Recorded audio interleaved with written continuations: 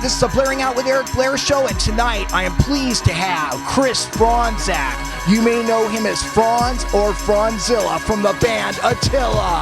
How you doing tonight, Franz? Awesome. Badass. This show is sold out. Yeah, I'm pretty pumped. So far, I think every single show on the tour sold out. So I think it's going to be a whole sold out tour for us. How did it make you feel when your new album came in at 22 on the Billboard charts? Oh, it was huge, man. Like, you know, being in a band or just involved in the music industry, those first week numbers are everything for bands. And we came in and just blew everyone away and just did really well. So it was perfect for us, man. Like, you know, we've been working hard, dude. I started this band when I was 14 and I'm 23, so it's been a long time in the making, and it's good to finally catch a break and get those big numbers. What was your youth like growing up in Atlanta, Georgia? Oh, it was cool, man.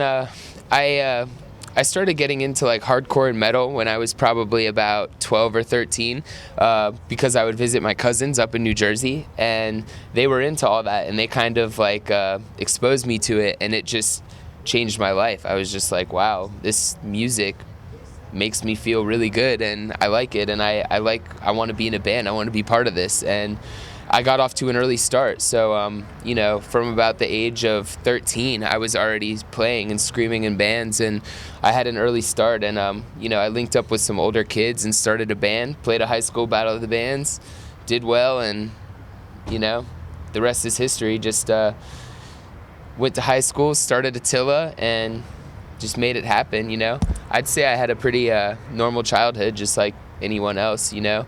Nothing too fancy and not like a bad childhood, just kind of normal, you know. Did your parents have any moral standards that they wanted you to live up to? I think the really cool thing about my parents is they didn't really like enforce any like religion and stuff like that on me. Like, I mean, I had rules and stuff, and you know, I still had like curfews, and I couldn't just run wild or anything, so I definitely had a lot of rules just like any kid growing up. But I didn't really have like any like strict religion or anything like crazy forced on me, which was really awesome, and I love my parents for that, and you know, just letting me be able to think freely and stuff. At what point in your youth did you realize that you could sing, and who did you emulate, or what album was the album that you sang to? The first time I ever really started screaming was when some older kids got me to join their band, and they wanted, we did a battle of the bands, and we played a Throwdown song, and we played a song from Zayo. So I was just like, you know, emulating what I had heard, and I was like, damn, I'm good at this. And so, you know, I got better with time. That was just the beginning. What was your original vision for Attila when you first started, and has it lived up to that vision? My original vision for the band was to be like a really heavy but southern band. All the OG members that we all started the band with were really heavy into Pantera, so it was kind of like, you know, we liked heavy music and hardcore music, but at the same time we were all like really southern dudes, and we liked Pantera and grew up in Georgia, so you know, we just wanted to be southern and heavy. And then, you know, as the years progressed, even as a local band, the southern part kind of morphed into more of like a party part, because just it felt like a party, you know.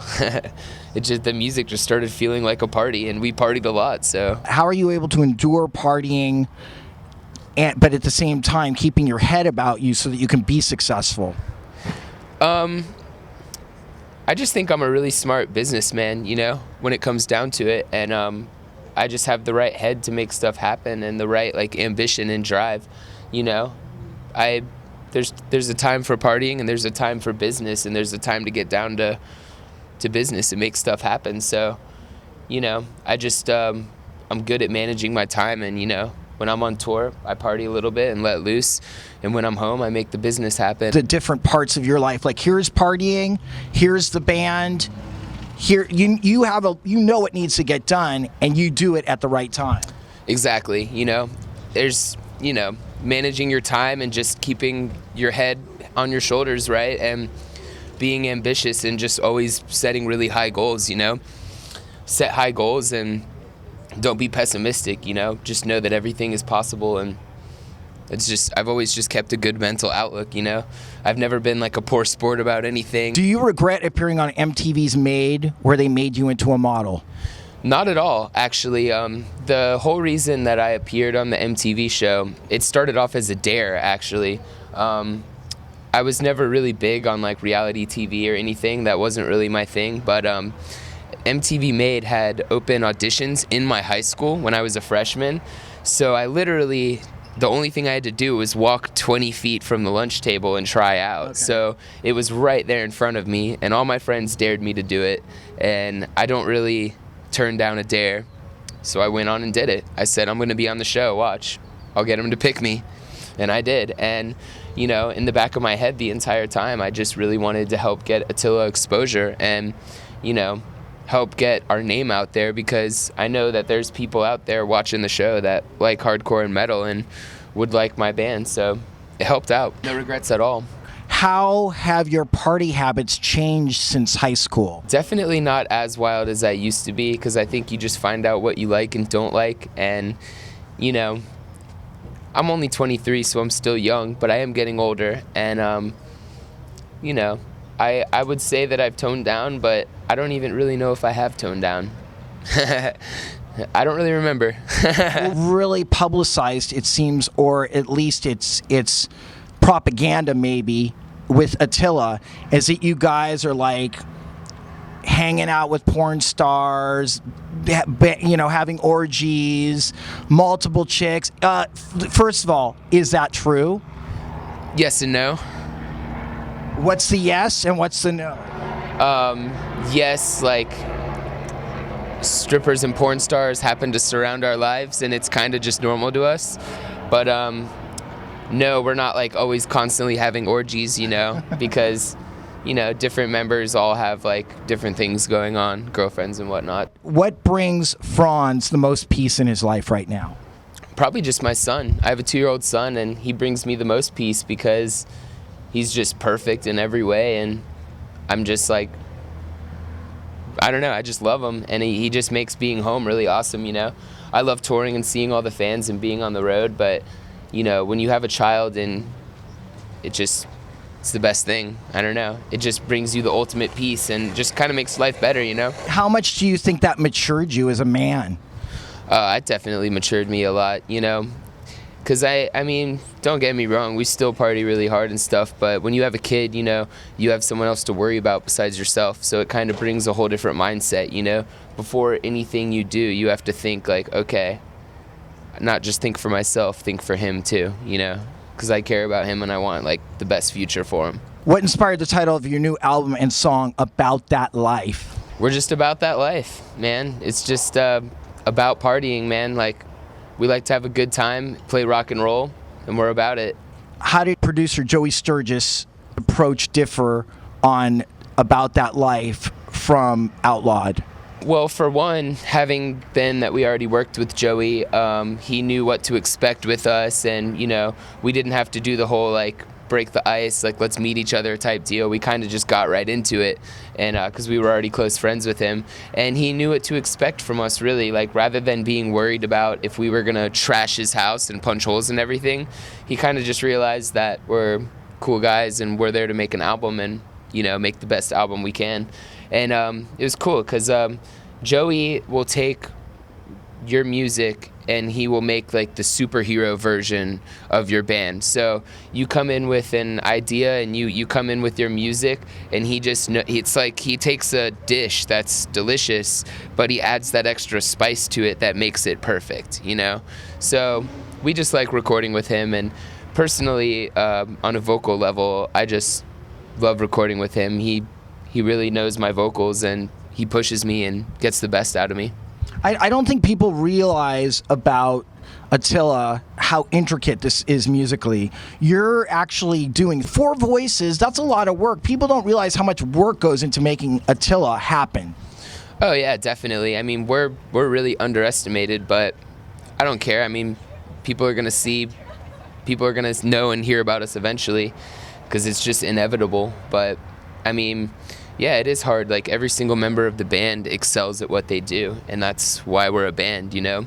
And me vocally, I just try to push it, you know? Like, personally, as a vocalist, I was inspired by the lack of creativity with vocalists, because some vocalists would only have one type of vocal, you know, at least for metal and hardcore, only one style of vocal, and just plain vocal patterns and everything. And I was just like, there's no reason it should be like that. You should, you know, there should be vocalists that can do 4 types of vocals or whatever, and, you know, multiple rhythms, and make it interesting, you know? What inspired the lyrics to the songs off About That Life? And we're going to start off with Unforgivable.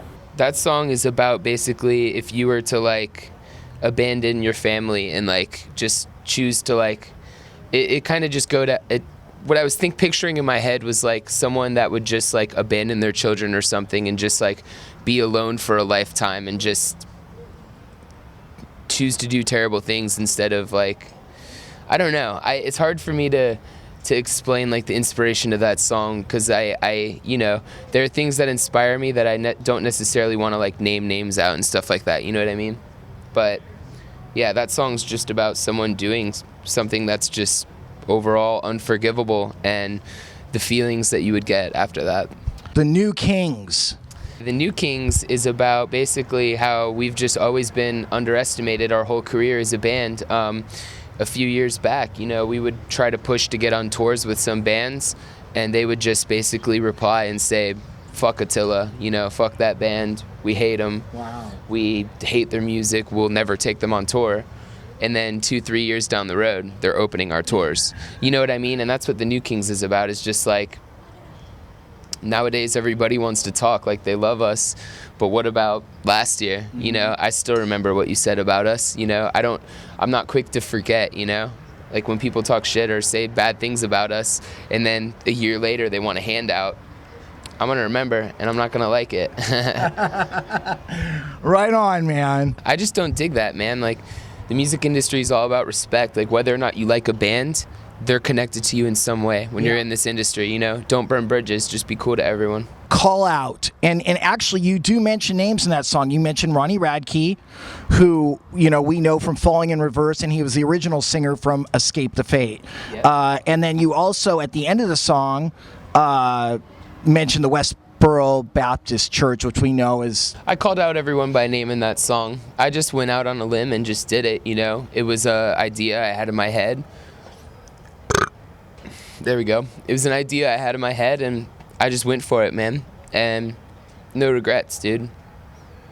I'm happy with that song, you know? I love it, and, you know, I just called out things that were in my head, you know? There was things bothering me in my head, and I just said it. I read one of the reviews where somebody said that you were promoting homophobia. Yeah, that's hilarious. And it's hilarious because I think that people really misinterpret what Attila is all about. Saying, like, fuck homophobia and, you know, treat gay people with respect.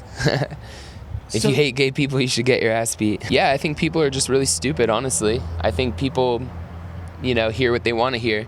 If you're going to listen to our music wanting to hate us, then you're going to hate us. And, you know, that's what it is, you know? People are just jealous and, you know, they want to hate us, so let them hate. Is it somewhat amusing to you when you read these magazines writing these horrible reviews and you're like, yeah, we're number 22 on Billboard and we're doing these sold out tours and everybody loves us and the kids are being happy from our music? Exactly. It's perfect. You know, people hate us and we're killing it. We're doing good. We're on the top, so keep hating us because it's helping. Thug Life. What inspired that song? That song's just about being a badass and just taking like an alternate path in life and not following the rules. Tell me about your clothing line, Stay Sick. I'm very passionate about my clothing line, Stay Sick. I founded it in 2011. I had no money in my pocket, nothing, just hopes and dreams. And I had, you know, a helpful start. And I just went for it, man. Like, I just had ideas in my head and a vision, and I made that vision happen. And I mean, it's grown ever since. You know, in 2011, it started off slow, and it just slowly went uphill. And after, I would say, my big release this summer, it's just been really big for me, and it's been great. And it's just awesome because I love the fact that I can offer clothes to everyone around the world for a great price. Nothing I offer is expensive, you know. My shirts are like $12.99, and, you know, everything's affordable. I think it's cool that my designs rule. All my clothes are badass, and it's not expensive. It's not like I'm out there ripping kids off. I just want people to wear badass clothes, and I have it, you know? It's all on my site, and I love it. It's just something fun to do. I get all these crazy ideas for clothes and stuff in my head, and I just go home and just start writing them down and drawing them up and writing them down. And then it's cool because I'll do big releases, and it's amazing. It's so fun. I love it. Your design to suck my fuck. What does suck my fuck mean? This is good because I get asked what does suck my fuck mean a lot. So basically, suck my fuck is something I just started saying a lot. It just became a popular saying to me that it was my reply for everything for a while before I put it on a shirt or anything. And to me, suck my fuck is just purely like, it's like a better way of saying suck my dick. But the thing I like most about it is suck my dick is sexist, and I think females need something to say too. So suck my fuck is for guys and girls. It's just, you don't like what someone says, suck my fuck.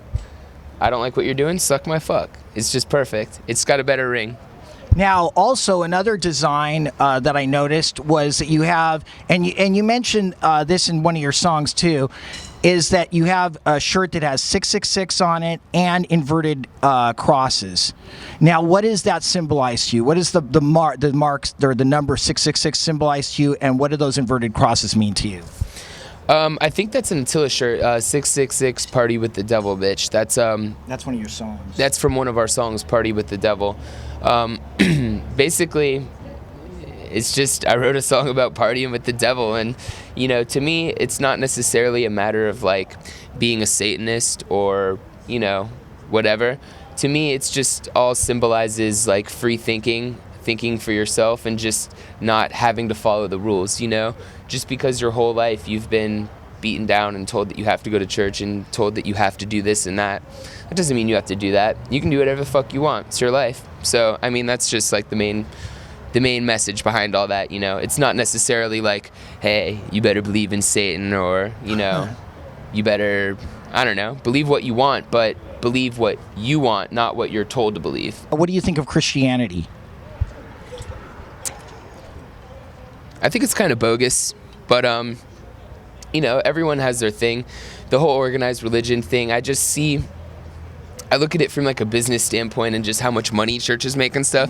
And it's kind of stupid, you know, because I think as far as your beliefs go, it shouldn't be anything about money. It should just be whatever you like, you know? So if you're a Christian and it's just your own personal belief and you're not part of some big, giant organized church that's asking you for $20 every week or whatever, then cool, good for you. But I mean, I don't know. I just see a lot of scams in it, and it seems kind of fucked up, you know? I personally just believe in, like, a vibe system, you know? If you give off good vibes and you're good to people and do good things, then good things come around. And I mean, I would say that that's, like, similar to what a lot of, like, religion is, except, like, I don't need, like, to worship, like, an imaginary figure or try to believe things that aren't there. I just believe what I see and try to do good, and, you know, positive mentality, and good things happen. Are you living your lyrics? Yeah. What is the best thing about being Chris Fronzak? I get to be on tour all the time and meet all the tons of badass people, and our fans are the best. Like, our fans rule. So I just get to meet awesome fans all the time and stay on the road and travel the world. I think I've been to, like, there's like 7 continents. I think I've been to 5 of them or something like that. So that's badass. And yeah, just getting to travel everywhere and meet everyone and do the things I love in my free time, you know? Like, I'm not so busy with, like, some 9 to 5 that I can't pursue my clothing line and things like that. So it's great, you know, just a lot of free roam. And I think the biggest thing of all is just being my own boss, you know? The one thing I never liked about normal society was working under someone, because the one thing I never understand, which I know this is just a part of life, but when you work a normal job and you're under a boss, you could be working twice as hard as someone next to you, but they could be making twice as much. And to me, that's fucked up. And, you know, I know it's just a part of life and stuff like that, but I knew from a young age that I want to be my own boss. I want to be self-employed. I want to do what I want, my rules, and I want my ambition and my drive to reflect what I have and how much I get paid. And, you know, I work hard and I get what I deserve, and I don't work under anybody. I work for myself, so that's the best part. If you believed that there was a hell, do you believe Hitler would be rotting there? Yeah, of course. Sorry, I had to hesitate to think about that. Yeah, of course. I mean, that dude was really bad. I mean, it sucks because, I mean, I know from what I've read in textbooks and heard, he is charismatic as fuck, and he had a way of persuading people, and it's kind of fucked up that he did that in the manner he did. And, you know, just hearing about like the concentration camps and all that stuff that went on, it's really bad. So yeah, he'd definitely be in hell. He's a terrible person. How would you fix the world if you were president? Oh, that's a good question. I would try to get rid of this giant debt, spend money more wisely than how it's being spent now. I would try to eliminate the stupid fucking TSA at the airport that annoys you and grabs my balls every time I get on a plane because I have tattoos, and doesn't find any terrorists because no one's doing that shit. It's just stupid. I think there's just too much money spent in the TSA that it's just not really doing anything, you know. The statistics are there, and we've been spending a shitload of money on that, and they haven't found a terrorist. And they still let guns slip through and shit. So, I mean, come on, like, just get rid of them. They're stupid. Define the word love. Being passionate about something or someone. Just 100% passionate.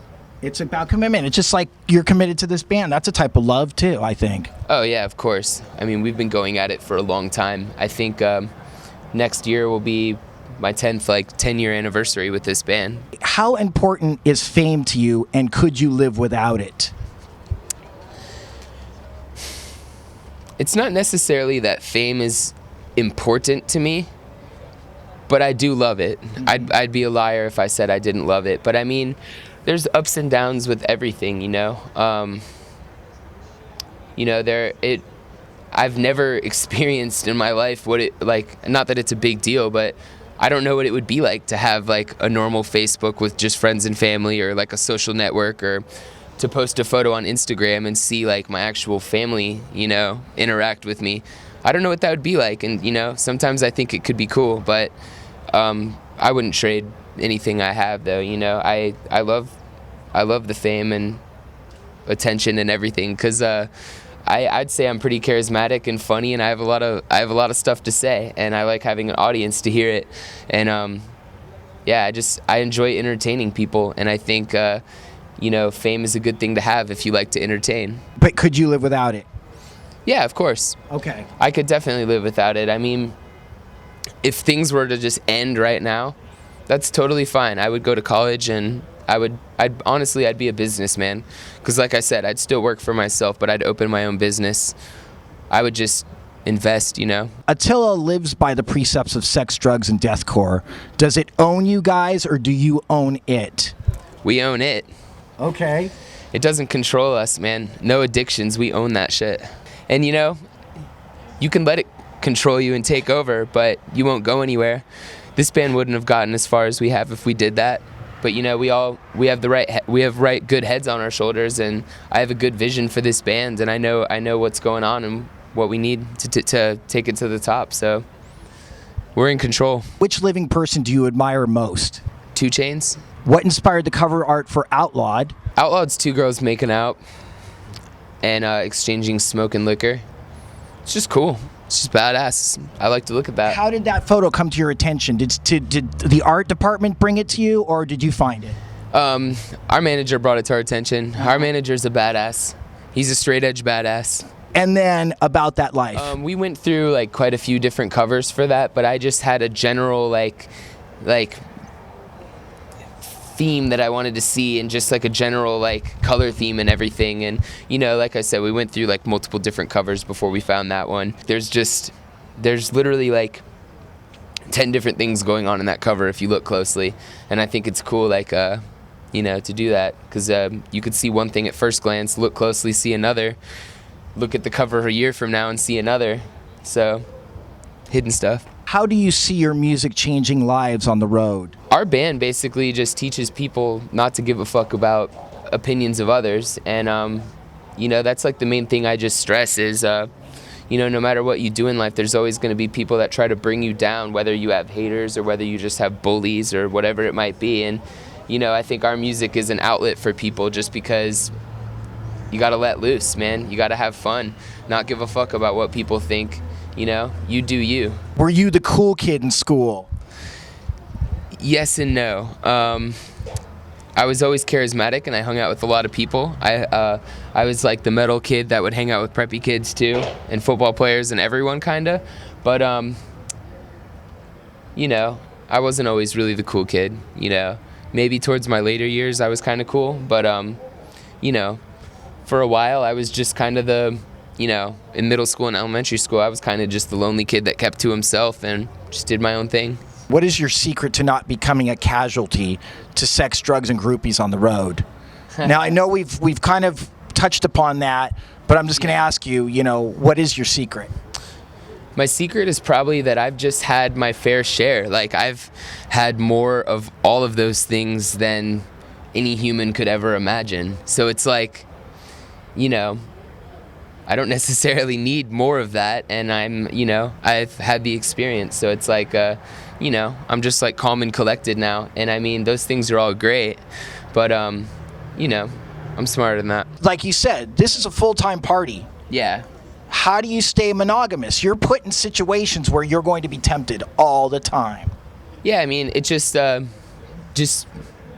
know, it's all just choices really, and just, you know, there's ways to be good about it, you know, like, you know, let's say a bunch of guys are going to a strip club or something and I skip out on it, or a bunch of guys are going, like, I don't know, to hang out with girls. I mean, I don't have to go with them, you know, and I don't know. I mean, it's really not too hard. When you're far away from that person for so long, you get lonely. Yeah, it's true. I mean, it's definitely true, but it's like we're getting to a point in our career where we don't need to be out as long as, you know, a typical band. Like, we can be out for a month and get a couple months off. Be out for a month, get a couple months off. And to be honest, like, on the road, a month flies. Yeah. Like, I feel like I just left home to hop on the plane and start tour, but we've been gone for like 10 days. So, you know what I mean? Like, it's, you know, one day feels like 10, a month feels like, you know, a week. It's really not that bad, man. Like, time flies. You know, same for my girlfriend too. She says time flies too, you know. She didn't even know it was Friday today. She thought it was like Monday. Or it's Thursday, sorry. I don't know what day it is. She thought it was a different day too. What do you love most about your girlfriend? We both just think the same about a lot of things, and we're both like just down to have fun. Like, before we had our child and we could just kind of be wild, we were both just like sidekicks, kind of just wild, you know. We partied hard, equally hard together, and that was cool, you know. And she's like the best mother I've ever met. So, you know, it's like I have a lot of friends that have kids, you know, and I'll feel really bad for them because, I mean, not all my friends, but I've had some friends in the past who have a kid, and I just feel really bad for their kid because I know that the mother's like a really terrible person, or I've heard horror stories and this and that, and it's just like, you know, being in a band and having a kid and a girlfriend or wife or whatnot, it's a really good thing to know that, you know, he's in good hands at home, like the best hands, and eating super healthy and going to do fun things and wearing nice clothes and everything, you know, so it's good. You know, that's a good quality about a woman. You know, you could have the coolest girlfriend in the world, but eventually, you know, you might want to have a kid, and if she sucks at being a mom, or, you know, isn't into all that, then it's gonna suck one day. If you could change one thing about yourself, what would it be? That's a good question. I wish that I could be more emotional, because like I honestly just have like, it's like I have like a lack of emotion towards things, and, you know, like things that would normally invoke strong emotions in people don't really make any fucking difference to me. And I don't know why. I mean, I just like, I'm missing a part of my soul that invokes tons of emotion. So I wish I had more emotions, I guess. But I don't know. I kind of think it's helped me. But you do have compassion for other people, though. Yeah, of course. I wish I had more. How would you like to be remembered after your death?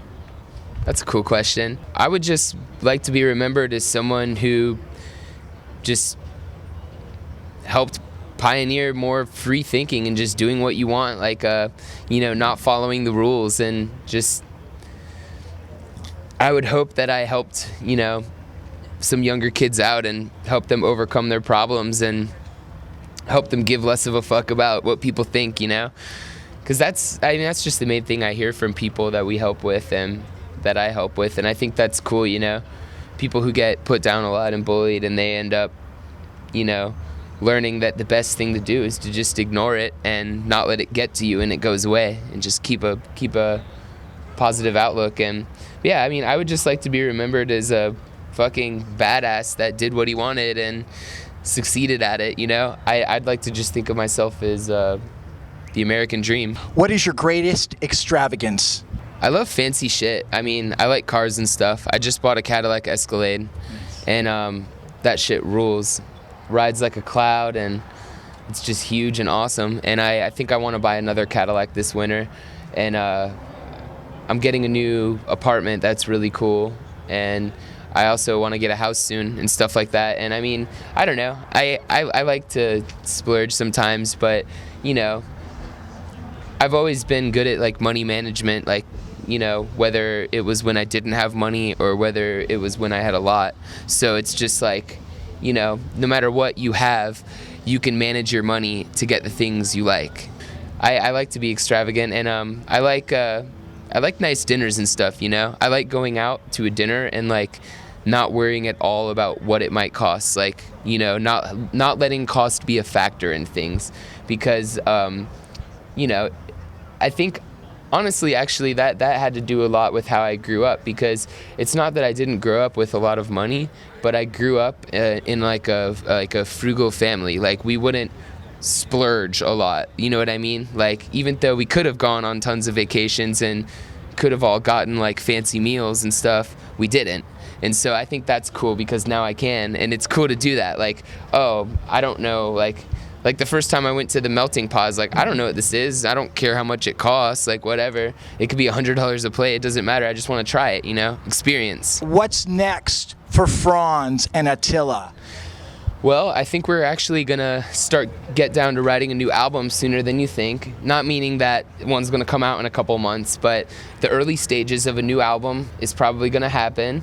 Other than that, I've got the most badass Stay Sick line coming out on November 8th. It's going to be a badass winter line with tons of outerwear. I've got like jackets, varsity jackets, hoodies, socks, beanies, hats, everything. Like anything you could need or want, I'm going to have, and it all looks great. That's coming out soon. It's kind of a secret, but I guess I'll just reveal it because this interview is cool. I'm going to do a rap album, and I'm going to record it this winter, and I'm going to have my big debut as a rapper.